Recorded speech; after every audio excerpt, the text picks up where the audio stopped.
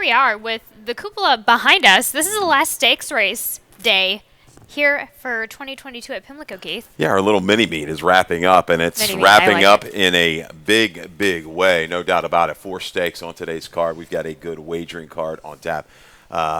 Hats off to the racing office, Marika Zenko, the whole team in there. Marie, our stakes coordinator, did a phenomenal job. These last 2 days, this Saturday and Sunday, this kind of reminds me of a little bit like a Preakness weekend. It pretty much was with the way it's been operating for the fall here.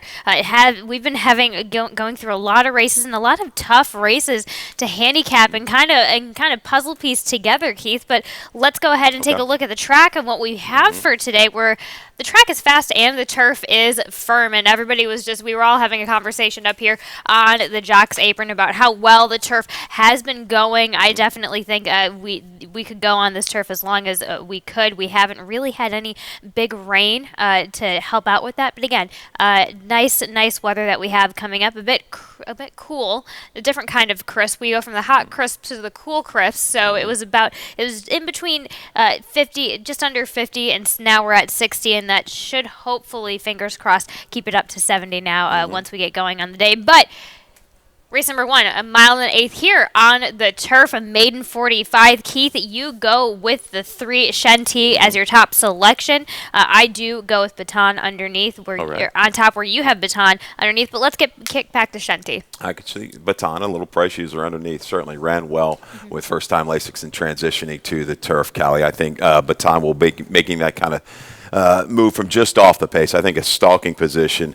for Barbosa. I like Shantae. Third-time Lasix ran well. Maiden special weight to Colonial was beaten by a really decent horse we're going to see tomorrow for Shug McGahee, but held well through the final eighth of a mile behind that one. I think this horse with the blinkers off, not really worried about that move. No, I think this horse will be forward in here and stay the trip and maybe get the jump on Hooky Player, Baton, and Ripken. So I like Shante kind of cutting the corner, top of the stretch, hopefully clear and digging late, because he's going to need to look in the rearview mirror at this mile and an eighth. A little extra furlong to go for him this afternoon. I think he's going to love that as well. As Keith Hughes has 3854. I have 5384 underneath here. But race number 2 starts the early pick 4. And Keith, you wound up a ticket for us.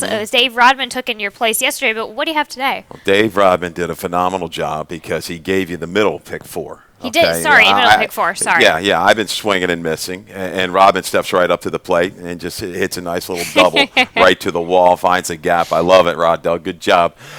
His pick should be on a little bit more. He does a good job, puts a lot of work into his handicapping. Not only is he a top announcer, he's a good handicapper. Race 2, 156, get you started with Burks, Magic Mule, and Friar Tuck. I think this is a really closely matched field. You're going to see that throughout the weekend. Race 3 with the 5, 7, and 8. Monster Mason, a little bit of a value play in there. Race 4, we go 3 deep as well. Gigging, Good Luck Chuck first off the claim, and Dixie Draw. Another really good race right there. Maybe Gigging from just off the pace. I'm going to whittle it down to single, maybe a little bit of a gutsy single. English Tavern, taking the Now horse. So we've got some really talented turfers off of long breaks. Recency, I think, works to his advantage. You've got Barbosa, a little weight shift there. I think you'll see a little different trip from English Tavern today. There it is, $13.50, cheapo ticket for the Saturday card. Cheapo ticket for the Saturday card. That's you got a lucky sequence though to kind of go cheap, but nonetheless interesting races. Like this allowance here. Well, this is probably the not least interesting, but easy to spot allowance. For race number 2, 6 furlongs here on the dirt. You do go with Burks on top, as do I. A nice Jamie Ness horse coming off of a bit of a trying start over there at Monmouth. I just don't think the turf is Burks' game. May not be. He's still run incredible, but he's won his last 3 dirt sprints on a fast track. Right. So he's done that. He's in form. This is a little bit of a step, I believe, but I think Barbosa, he'll be able to get this horse forward. Is he as fast as Friar Tuck early? I'm not so sure, but I think he's going to keep him in his sights, keep him occupied.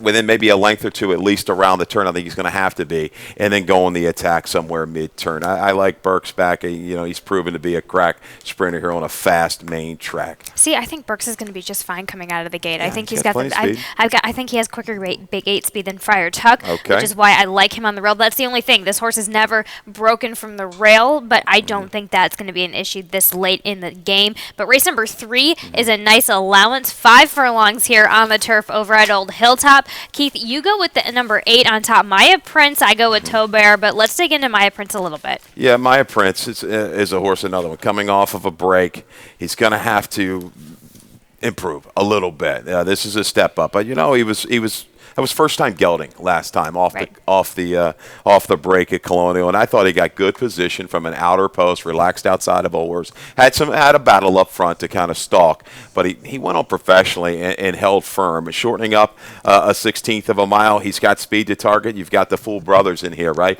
Uncle Remy, Uncle Romy for Larry Smith and Hickory Made Stables. They'll be blasting away. Some other speeds in here. Pick and See Glass likes to lay close. I think Maya Prince, a little step up. He has every right to jump up. That try 2 back before the break in February, just a huge key race. Some horses that have run really big out of the winter big invasion, 6 or 7 on the turf, multiple stakes type. He's faced the right kind. Just needs a little step up in here talent-wise. I think he can do it from just off the pace. Tauber is the horse to beat. Yeah. He's been right around. He's been very consistent, has improved for Damon. He's had some trouble trips. We're going to show you his last one on August the 21st over at Laurel in that 6 furlong race. Maybe Tauber's a little bit better at 5.5. You see these horses when they stretch it a little bit more, they have a tendency to not quite kick on, but he had some traffic there around the turn. He had to sit chilly, wait for room. He got it here and finishes up all right. He gets beat about a length and 3/4 when it's all said and done. But I didn't think he had as quite as a sharp as punch as I maybe expected at 6. I think you're going to see it today at the 5/8 over this turf course. I agree. I think he's going to fit that 5/8 much better. Just a gritty horse for a gritty type of race. I mean, he's always going to be running. And again, Premier Choice winning 56 3/8 in that 5 furlongs. So that was quick enough for him to run into. But Keith Fustel 8.572. I go 5.872, which brings us to race number 4. This nice allowance optional claiming 40 a mile and 16th here on the dirt. Keith, you go with the number one gigging for Norman Cash, who's on your ticket as well. Talk about that a little bit. Man.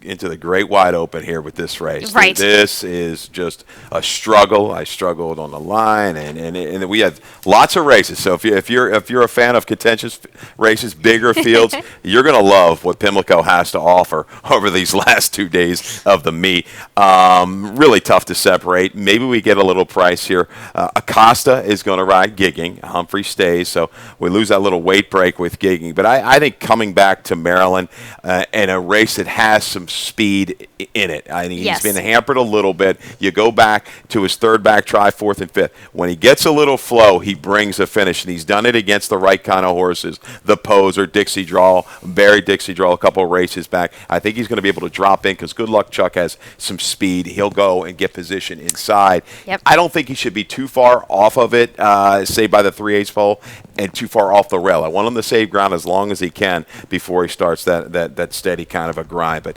I like this one. I like Dixie Draw. Unfortunately, we see the little comment, a little hiccup there with the rider coming to the wire last time. But guess what? He's going to make amends today. Everybody does that move. Yes, it's tough. It's tough. And I do think he's going to be well positioned again. He'll get the flow up in front of him and bring that finish. Which is why exactly I have him on top. So I go 4.673 in this race. Keith Fustel 1.437, which brings us to race number 5, and Keith's single on his ticket in this allowance optional claiming a mile here on the turf. We both go with English Tavern for Hammy Smith.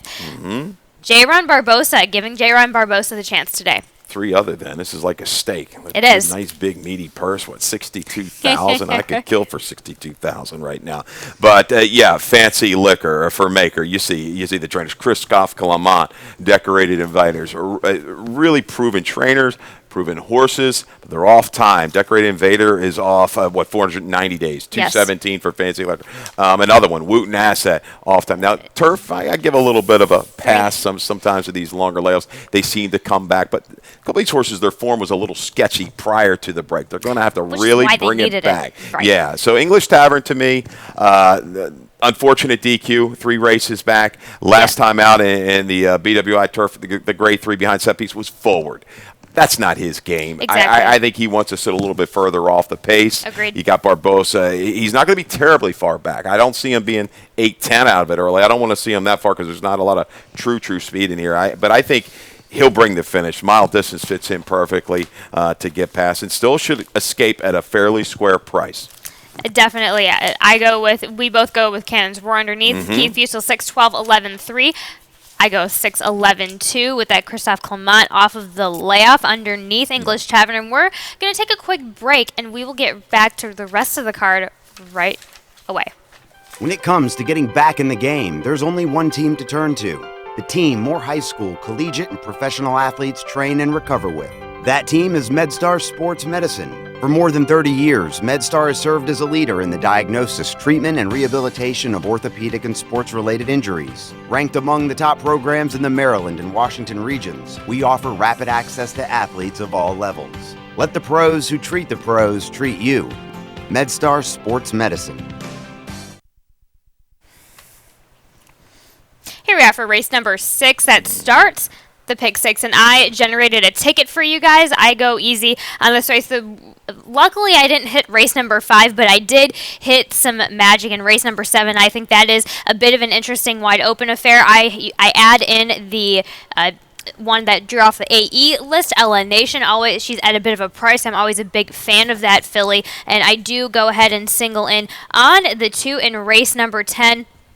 In that feature race that we do have. A nice $54 ticket to keep it even, but again, could go wider in a couple of these races today. Yeah, Grateful Bread is a little single there. Grateful Bread, there we go, is my single there. I couldn't scan quick enough, but yes, Grateful Bread in that event. No doubt there will be some competition, but I think he's been knocking at the door so much that he's got to land sometime. And so I'm going to put a little bit of faith in Grateful Bread today. A nice $54 ticket to get going, but going on to this maiden claiming 45 event 6 furlongs on the dirt. And an interesting one as well, Keith. We both end up on the Brittany Russell Order of the Kettle for Elkstone Group Stewart Grant. Again, you have Brittany Russell, whose first start as a 2-year-old and first start in maiden claiming.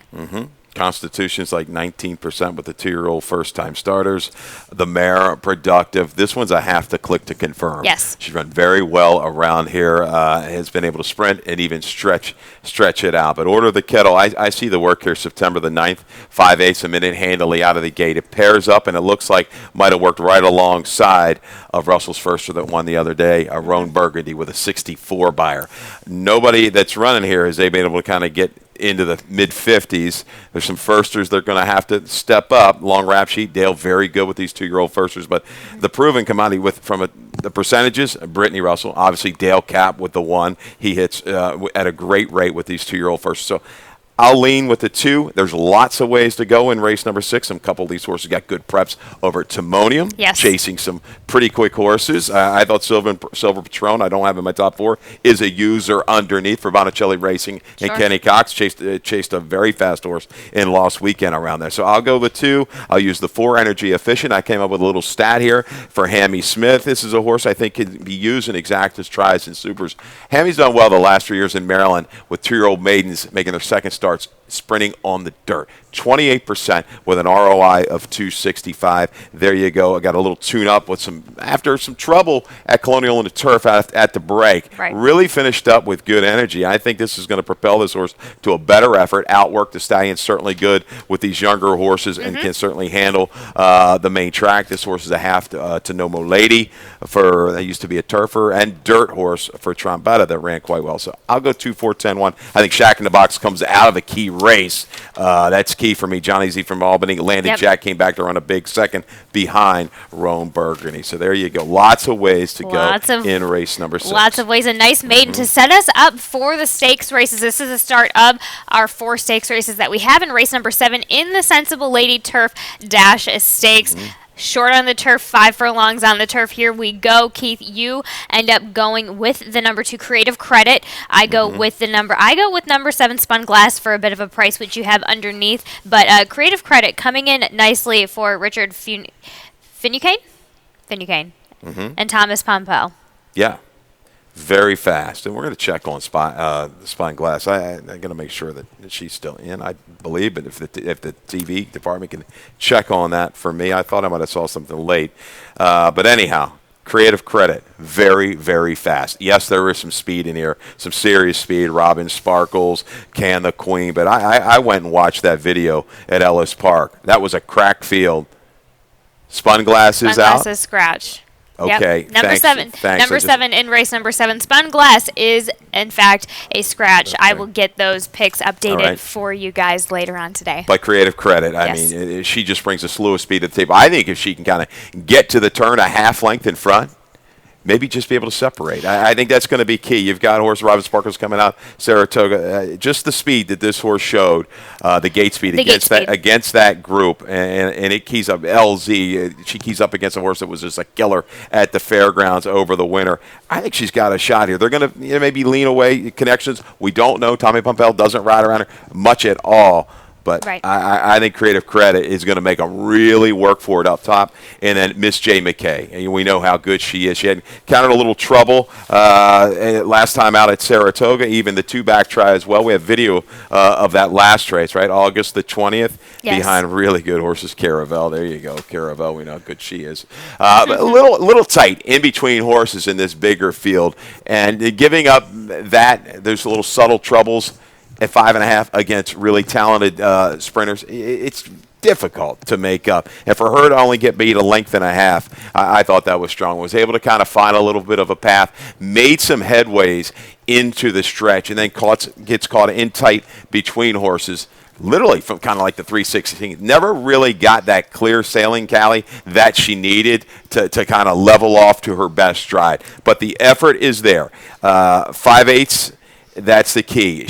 Again, out there, she's going to have to work out a trip. I mean, we know you can close on this turf course, sprinting routes. It doesn't matter, but the trip is going to be key. 5 furlongs here. 5/8 is tough. The 5/8 is it's a tough way to go, especially from one that. But again, she was able back in Belmont in early May. She was able to make a bit of a front running trip, and now that was over 6. We cut back to 5. Yep. She's been able to handle the 5 furlong distance before. Back at Gulfstream of last year. So I'm not exactly concerned with that. I'm giving her a little bit of faith and favor on that. For the Sensible Lady Turf Dash, don't forget that the 14 does run. I will probably have the 14 underneath, but let's go ahead to the 8th race, the Weather Vane 6 furlongs here on the dirt. You go with, the number 5, Lady Scarlet on top. 4, Mike Maker, Horacio Caramanos, a second off of a little bit of a layoff. Yeah, second off, a little bit of a break. We said September 2nd up there at the prior rest was bounced around a little bit out of the gate and then just literally packed it in. By the time they hit the top of the stretch,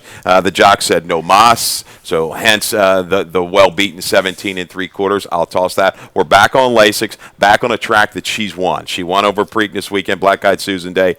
Really good trip off of the speed, relaxed, and was able to go clear. I'm hoping she can bring back some of that form. She offers value. Her last 2 lines kind of dirty up that form, but she meets some horses that are in very good form, that are going in the right direction. Smash Ticket to 2 for Rob Atras off a break, a big win first off the barn change. And look at this move, a little stat for Rob Atras, the last 3 years on the dirt, coming off of a win. All right, on the dirt, 7 for 20, 35%. This kind of layoff was a 61 to 100 day layoff off of win. Very strong. Good ROI there. So I think Smash Ticket with that experience, now back with the straight 3-year-old filly, is going to be awfully tough on or near the lead. Famed, an improving sort for Brad Cox. And we've got video of Fame's race on August the 27th at Ellis Park. This is one I think she's found her niche sprinting. This is what they want to do. They try to stretch her out a little bit at 2, a little bit of a flattening. Breaks a little flat-footed at Ellis Park on the 27th. Found a pretty good field, but was able to kind of tug her way up. And I like how she shows this burst of speed, and then we're going to go tap the brakes. So a couple runs here from Faint. That shows me some talent. When you can handle that adversity, you don't have a whole lot of races under your belt, and she's going to be able to just sit chilly. And Jock gets a little luckier. He finds a little seam right there coming through home past the quarter pole to the 3/16. She's not maybe the smoothest of movers. She's kind of laid in on that left lead the whole way and never came off of it, but just kind of steadily widens against this field. Has to step it up a little bit. This is a better group that she's facing today, but I like the progression that she's made here for Brad Cox. Goes second off the break, 5.92.11 by the best. Had a lot of talent. Yep. She could do a loop and swoop kind of move in here. Elm Drive. First Lasix, very quick. She might be the one to catch for Michelle Nevin. Good field here set up. Keying around, Lady Secret is value, smash ticket. Smash Chicken Ladies Secret here as we go on to the Polynesian, a mile and 16th here on the dirt for the 3-year-olds and up. You end up going with the number 8 Rough Sea, which Rough Sea 4. Bruno Sassori, Dennis Arujo. I like this match of Dennis Arujo riding this sort. He won with this horse on the Native Dancer, going the 1 mile and 1/8 back in April earlier, so he knows exactly what this horse is about. Man, he's just kept this horse in really good form since late October, November, and just keeps going and going. Has shortened up from 1.5 miles, right, to win at 1.60 mile, albeit a starter, but gallop with a big number. Beaten this type before in the Native Dancer. He's been consistent. It's a shorter field. Doesn't have much speed, but the whole race is going to kind of lean on, I think, Seafoam and Benevigno, what they do the first quarter of a mile. Right. If the 6 is allowed to clear, he certainly could be gone. I do think it's going to be a contested pace between these two. Look for the 8 to kind of roll late. Double Crown is another one. He's done well. The blinkers have gone on of late. Keys up against some good horses down at Churchill in that 3. Other than the 4th place finisher came back to win a stake with a big gaudy number. So maybe Norman Cash has a big day this afternoon. 8-5-4-6 for me in the Polynesian. Let's go ahead to the last stake race that we have for the Pimlico meet of 2022, the Laurel Dash here over at Pimlico. 5 furlongs here on the turf, and we both land on the number 2 Grateful Bread from Madison Meyer. Sheldon Russell taking over from Toledo today, and we'll see how that shakes out. But just ultra consistent, ultra game guy. Yeah, I mean, he fits with these. I liked him Preakness Day when he ran behind Caratori, made the move into it.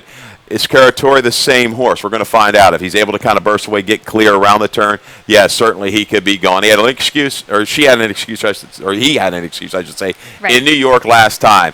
Wanted to go for lead, had to steady back off, and made another rebid to press, and just faded late. But I think Sheldon can hold position, and if 5/8 Grateful Bread doesn't need to lead and maybe make that move as soon as he did back on Preakness Day, I think they'll lay a little bit further off the pace and bring a finish. Spycraft is the 3 horse, the shipper coming in for Joe Sharp, who's been a little light on luck when coming into Maryland. But he's got this guy going to go 4th time for the barn, scored at Indiana, came back and scored in his race here. We're going to show you at Canterbury, June the 22nd.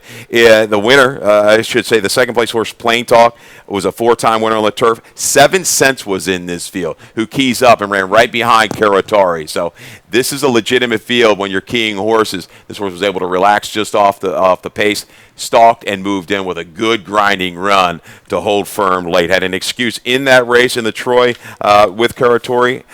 This guy was a little flat. Did end up getting position around the turn, just didn't kick on. But I think you'll see a better effort from Spycraft today. But they've got to keep the 5 honest up front. If they don't, he could say, see you later. Could say, see you later for Keith Fiesel's 2-3-8-5 in the Laurel Dash here at Old Hilltop. And that brings us to our nightcap of the evening, of the day, afternoon.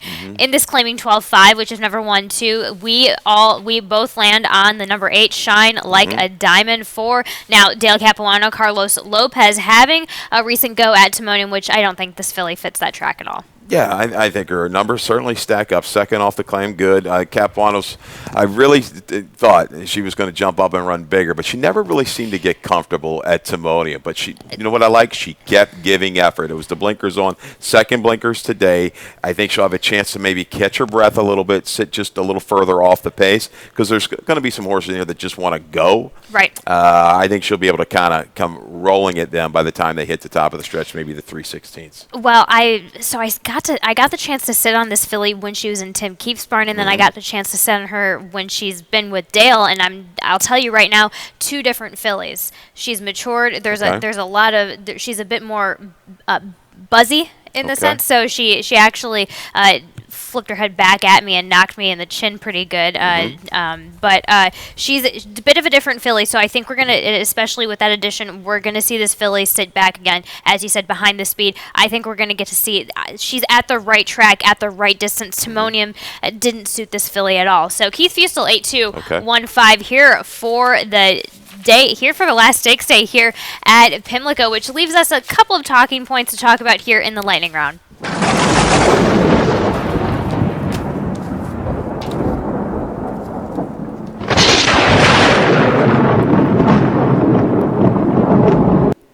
It's been a short meet here at Pimlico, but Claudio Gonzalez is still running the show. Brittany Russell shook me. Hey, this is anybody's game here today for the last 2 days with this short meet that's been going on, but still shows how nice and competitive it is amongst all of these top trainers here in Maryland. And we'll see them moving right over to lovely Laurel, where I'm sure we'll have a nice, tight trainers race. Nice, tight trainers race. Extended meet. Yeah, that extended meet. With the jocks here, Horacio Caramanos has been rolling with it. He's taking that success from both Laurel Summer and a bit of Colonial 2 here. J-Ron Barbosa picking up speed, not far behind him with 7. Caramanos with 3 yesterday, right? Yep. Is that twice he's done it at the meet? Twice he's done it, yep. Yeah, that's pretty good. Passion play for Mary. Big price. Berkeley Kern lighting his cigars with hundreds, from what they told me out in the parking lot. Aesthetically for Damon and Mo Money, Mo Honey. How about that performance? 94 buyer. Nice. I saw that posted this morning. Can't wait to see what Benny Feliciano does with Mo Honey, Mo Money, but very, very excited. But just wanted to take a little highlight of something that happened with Beyond the Wire and Aftercare. They just kind of reorganized their board, essentially. It now consists of 10 voting members, 3 non-voting members, and a huge slew of an advisory committee with all of these, a ton of vets, stallion managers. We have a couple of trainers. We have Jill Tulloch. But as of I wanted to highlight, as of July 31st, Beyond the Wire has successfully placed 60 horses in 2022 and 544 overall since its launch in late spring of 2017. The organization is funded by corporate contributions, MTHA, NBHA, MJC, and First, and owners through a per-start fee, as well as donations from breeders, jockeys, as well as the Northfield Stallion Station through a stud fee contribution, income from a 1.5 surcharge on claims, general donations and fundraisers. Just a wonderful organization that's done so much. I felt like I needed to highlight that. But let's also highlight some more stakes action that we have coming up for us next weekend over at Laurel. The Autumn Stakes Spectacular. We have the Twist, the Chaladon, the Laurel Futurity, which is one of my favorites, the Selma Stakes, and the Japan Turf Cup, which is listed. A nice setup of stakes that we have. Just open up Laurel Park right away for us.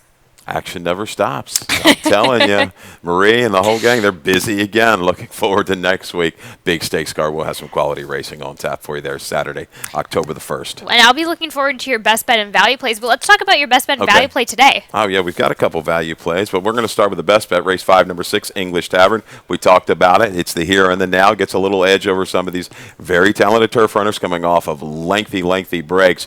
I like them back at the mile to kind of sit from mid-pack and make a run here with Jerome Barbosa. I think that's going to be a nice go. I have English Tavern on top as well, especially in that field that we have a couple of these nice horses coming off of a little bit of a layoff. But Keith, you have a couple of value plays today. Yeah, I mean, and there should be value throughout the card today and tomorrow. Race 7, the 2, Creative Credit. They're looking at all the speed in the race. Maybe she can just be the speed of the speed. I'm hoping. If she's head into the turn, I'm going to be a little bit worried. She needs to have a little separation and then maybe kind of spurt away, hopefully, around the turn and hold sway leg because the Chargers will be coming. And race 8, Lady Scarlet. Lady Scarlet comes in off of 2 kind of dismal performances, comes back, gets Lasix, comes back to a track. She's proven on with a big number. Hopefully she can get on track, and I think the price is going to be square on her as well. And that's what we have for the value plays and best bet from Keith Fustel. Let's head up to Dave Rodman up there overseeing everything with his eagle eye for changes and scratches. All right, good luck.